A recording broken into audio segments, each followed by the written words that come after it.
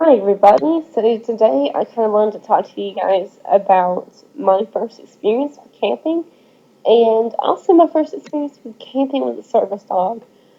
I've never heard anybody else talk about this, so I thought it'd be kind of a fun topic to introduce. Um, really, I mean, it wasn't that different, I suppose, from just camping with yourself or with a group of friends. Basically, what we did was we were only going to be gone one night, and one day after that. So I went with my boyfriend, and of course, Trudy back here. She also came with us, and this is a national park.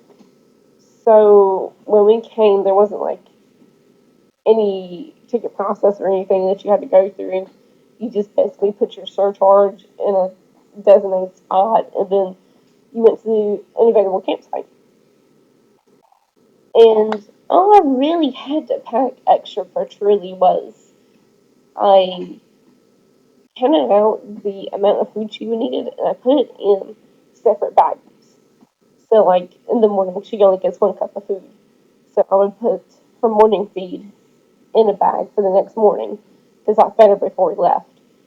And then I had her nighttime baggie with 2 scoops of food, kind of with that, but in separate bags. That way, I wouldn't have to measure anything out extra or anything like that. We also got a case of water, which was a very good idea. It was hot. It was probably around about 94, 95 with high humidity. And all three of us were really working hard. So basically, what we did was we all utilized the water.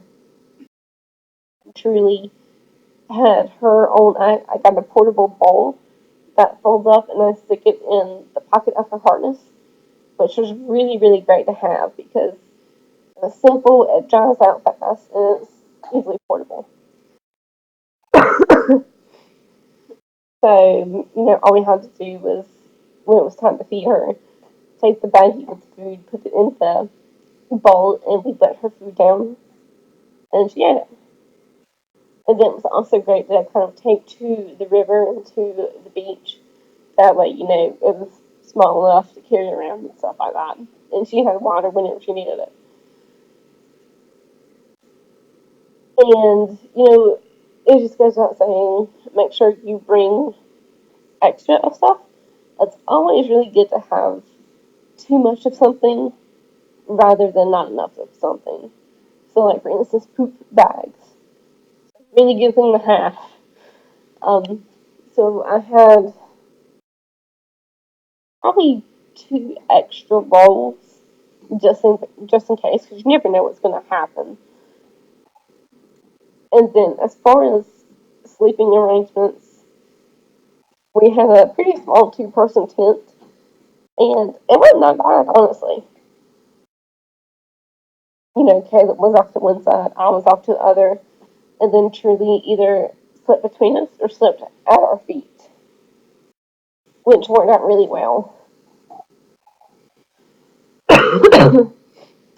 Different considerations would need to be taken depending on what season you go camping, um, what amenities you're going to have, because obviously the more creature comforts you have, the less you're going to typically need for your service dog. But we also brought a first aid kit, which is, for us as well as her. Um, we're in an area that has, a little bit of wildlife. So it's always pretty good to be prepared in case of a bug bite or a cut, scrape, any of that. And we actually, tried to get Truly to get in the water to cool off a little bit. But, with Truly being a lab, you would expect her to love water and really enjoy herself, but she didn't. She does not like the water. We tried getting her to go into the sound. Um, yeah, the sound, the Neuse River. And we also tried, to get her to go into the ocean. But she handled the sound probably a little bit better than the ocean, but she still did not enjoy herself.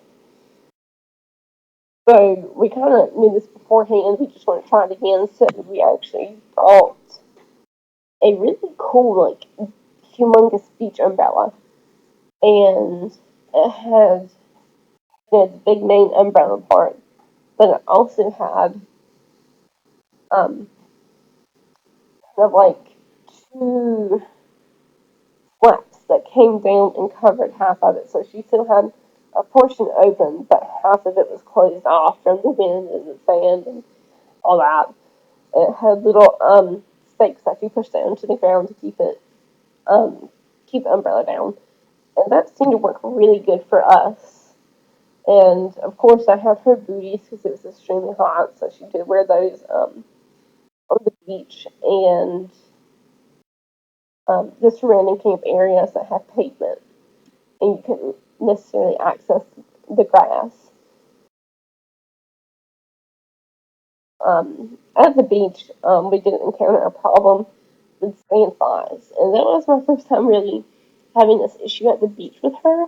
I'm not entirely sure how I could have dealt with that better. I think they make little wipes that have pet safe kind of bug spray on them, and I will look into those for next time because they were terrible. I mean, even with the little bit of wind that was there that day and the umbrella and all of that, they were absolutely horrible. And of course, she had a towel to lay on while we were out swimming, and I kept her on her 6 foot leash, and I basically had her tethered the whole time to the umbrella because while her down stays are really good, I just don't want to risk it with us being so far away from her. So we did that just to make sure everything was going to be okay. But I mean, really, it wasn't that much different from just going out camping by yourself. You do need some extra stuff, and a really good person to check out if you want a kind of like a longer explanation, or you're kind of curious as to how a longer trip would go. You should check out Trevor Thomas and his guide dog Tennille. They actually do different hikes on different trails, and he's, I'm pretty sure, completely blind, and they, the guide dog school specifically selected this dog for him based on his activity level, which is like insane. And she carries her own stuff from backpack and stuff like that. So he would be a good resource to check out if you were ever considering going on a longer term, like more than 1 day trip, because there are some extra considerations that need to be addressed. But I think that's about all from my first experience. It was a great experience. I'm looking forward to do it again. Hopefully in cooler, less humid weather because it was extremely hot. And I don't like the heat. It truly is so dark. She absorbs a lot of heat. I mean, like in 90-degree weather, she can go out and just come back on the porch and be hot to the touch, like almost burn you, which is another consideration that should be addressed. If you have a dog with a darker coat, you may want to limit your time in direct sunlight with them when it's really hot and humid, just as a precaution, because it can be a little bit difficult to treat um, heat stroke and such when you're at a campground or if you're really out and about. It's just something to consider. I think that's about all for right now. As always, if you guys have different questions, comments, concerns, advice, always leave it in the comments, and I will try to get back to you. It's been kind of crazy around here lately with my new school schedule and all that, so I'm just trying to really get everything together. I'm sorry I sound like this. I've been sick for the past week. It's just not getting that much better, and I really wanted to do a video. So I hope you guys have a good day, a good night, and I will see you guys later.